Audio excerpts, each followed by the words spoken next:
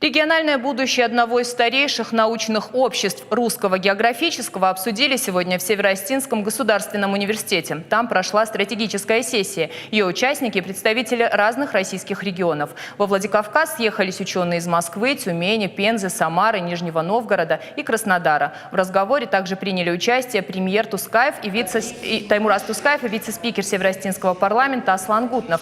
Представители географического общества обсудили стратегию развития научной организации. Она едина для всех региональных отделений, но для каждого субъекта предусмотрели свою специфику. В Северной Осетии это развитие туризма и профильного образования. Речь о проведении в школах географических диктантов, организации выставок и образовательных игр.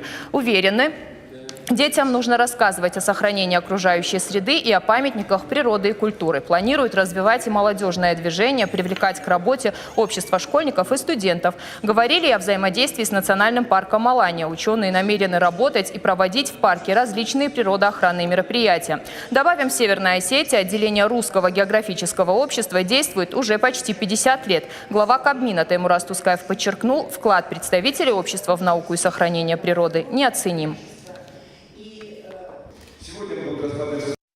Активность общества в последние годы существенно возросла. Это благодаря уникальной, самобытной команде профессионалов, неравнодушных, талантливых людей, которые работают на реальную работу, на достижение конкретных результатов.